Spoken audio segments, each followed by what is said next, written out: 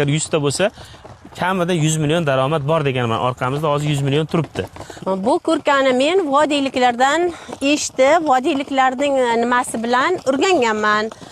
3-yil boqishim, 1-yil boqqanimda yaxshi foyda, yaxshi daromad ko'rganman. Nechtadan boshlagansiz? Men 1-yil 1 dona boshlaganman. 1 dona? 1 dona bilan boshlaganman. 1 donani biz olganmiz, 1 millionga sotganman. Ro'zg'orga chiroyli foyda keltirganman. Bitta kurkani? 1 donadan. O'tgan yil 2-chi kurka boqishimda undanda chiroyli bo'ldi.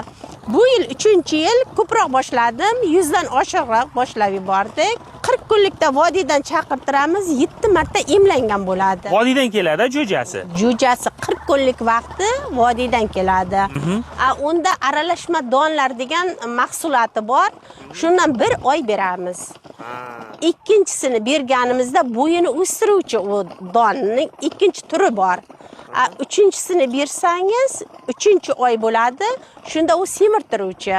Bu hozirgi kurkalarim 3 oylik kurkalar. Nasib bo'lsa 2 oyda tayyor bo'ladi.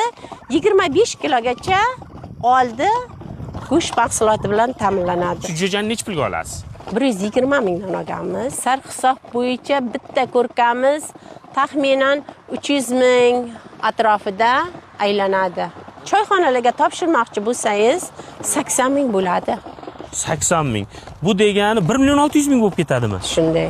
Mana qarang, demak 1 million 600 deyapmiz, 1 million 500 ming bo'lgan taqdirda ham 300 ming xarajatga chiqarib tashlasak ham 1 million 200 daromadi bormi bitta kurkadan? Bor. Buni qilgan odam foydasi bor. 10 tagina kurka boqqan odam 5 oyda bir 10 million daromad qilar ekanda. Qiladi. Oilada o'tirgan xotin bemalol foyda qiladi.